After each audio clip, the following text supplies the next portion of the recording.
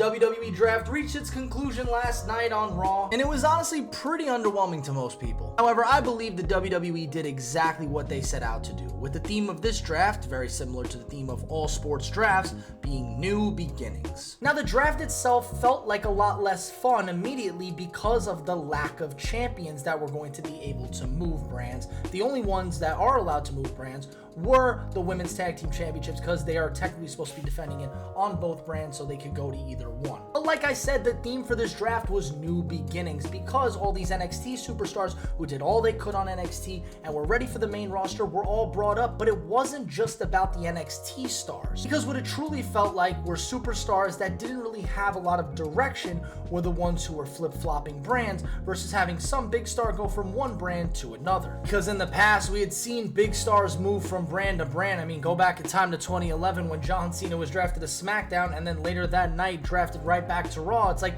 doesn't it feel like that kind of just wasted 2 picks? No, it was all about the fun of it. Oh, John Cena's moving brands, just psych. No, he's not. It was fun, but I honestly rather what we had with this modern day draft, where it felt like, okay, we're not going to take every big superstar and move them. We're just going to take the people that we feel like need a fresh start. Take one of my favorite superstars in Shinsuke Nakamura, somebody who it felt like was very aimless for the last few months on Raw, didn't really have a direction, was looking like he was going to be just putting over the younger talent, as he basically got squashed by Ilya Dragunov on his first match on Monday Night Raw. So that was it. It felt like, are we really not going to do anything with Shinsuke? Are we going to give him an opportunity to go back to NXT? No, we're going to move him to SmackDown, and that's going to be an, in quotes, big move from one brand to another, because we know that Shinsuke can be involved in great storylines. And honestly, if there's one thing I learned about him this year, is we need to get him off the Raw brand, because he has done all he could with the Raw superstars. We need to give him a fresh start on SmackDown. But another issue with the draft in the past had been these NXT superstars, a bulk load of them getting drafted,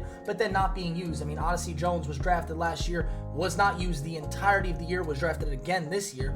But yeah, we already know that's not going to be the case, at least for some of these superstars. Carmelo Hayes was thrown into the main event against Cody Rhodes in his first night on SmackDown, so immediately feels like he has a big impact, and I know we're going to do the same kind of thing with Ilya Dragunov and some other NXT superstars. I expect somebody like Lyra Valkyria to be pushed to the moon on Monday Night Raw, and honestly, she has a claim at that Raw Women's title off of Becky, because she beat Becky Lynch for the NXT Women's Championship a while back. So yes, that's an immediate push to the moon for Lyra. She could become one of the top women in the business right now on the main roster if they just book her correctly, which I have faith Triple H will do. So maybe a superstar like Karrion Kross / the Final Testament faction needed a fresh start on another brand, because maybe the storylines that they were being involved with on their current brand, I mean SmackDown with the Pride and Bobby Lashley and all that, was just way too much, and I felt like it was not being picked up by the crowd. But maybe, who knows, bringing the Final Testament to Raw and having them go up against like the New Day or something could actually bring out more of the heel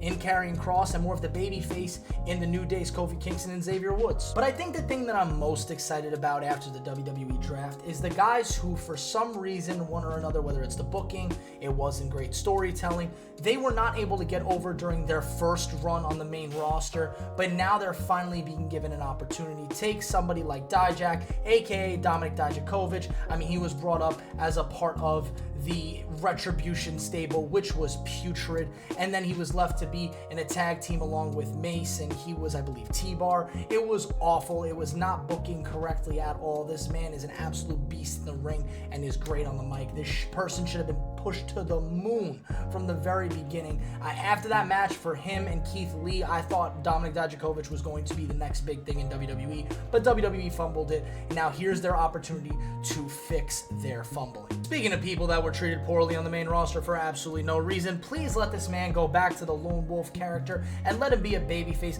Let him get over with the crowd, because after his run as a tag team partner with Braun Breaker as a part of the Wolf Dog, I'm not going to do that, but overall it was so much fun to see Baron Corbin seem like he's having fun with wrestling again. Please, for the love of God, give this man a good push into the mid-card scene. Maybe you can have him go heel down the line, but right now I want to root for Baron Corbin, so please give me that opportunity. It also presented a lovely opportunity to bring back some of the superstars who had been away on injury or whatever reason they can't find booking for him, whatever. Braun Strowman was brought back and immediately thrown into what seemed to be like a mid-card feud. I know he went after Logan Paul, who is not on Raw, but I still think Logan Paul is somehow going to get traded with Sami Zayn to end up on Raw. That's a different story for a different video. But yeah, it was nice to see Braun Strowman back. It was a nice little pop to hear, you know, the monster among all monsters come back. I loved it. It was awesome. And that's what this draft should be about. The segue to bring all these superstars who had been away for a while, but WWE Creative couldn't find a slot for them. This is the perfect time to throw them in. Now, the WWE Draft was never going to live up to everybody's expectations because, let's be honest here, people set their expectations way too high. I'm sure they thought Cody was going to get drafted to Raw, and then you're going to see Logan Paul move to Raw, and then Sami's going to go to SmackDown, and this, that, and Punk's going to go here, and Drew McIntyre's going to go there.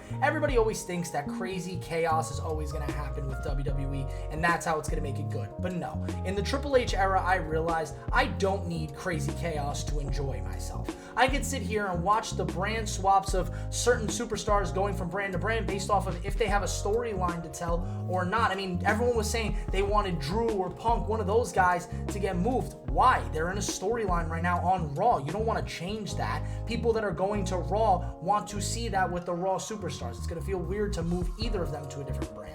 So overall, yes, I was totally okay with the draft. In the moment, I was a little upset. Everybody who was live with me knows I was a little bit like, I don't know how I feel about this. But after sitting on it for a night, I definitely think WWE did the right thing. But the main reason I'm okay with this is because I trust the man in charge. I trust Triple H and everything he did with the draft way more than I did the previous regime, because I know Triple H will put on the best product that we could possibly imagine as WWE fans. And besides the small portion of the internet wrestling community who likes to complain and cry about every little thing that occurs, I think everybody deep down understands that the draft moves that were made were specifically done that way by Triple H for a reason. It was not going to be a bunch of crazy chaos just for that one night of fun and happiness and engagement, and then the next week go back to regular standard television. It doesn't help ratings. We all know that. That's why the Raw after WrestleMania is not as crazy as it used to be, because it shouldn't be one night changes the world and then the next go back to normal. It's everything is supposed to be great. And Triple H likes to do things that make sense, so of course we would like to see Roxanne Perez get the call up, but she's the NXT Women's Champion. What is that going to do for her to get the call up? She needs to defend it on NXT. It's just an inconvenience. Save her for the next year's draft. Bring her out at the Royal Rumble, have it be a huge pop, and then have her get drafted next year. Same thing with Trick Williams. They will get their opportunity eventually. We just have to trust in Triple H because he has not given us a reason not to trust in him yet. So let me know what you guys thought about the draft in the comments below, and I'll catch you guys in the next video. Peace.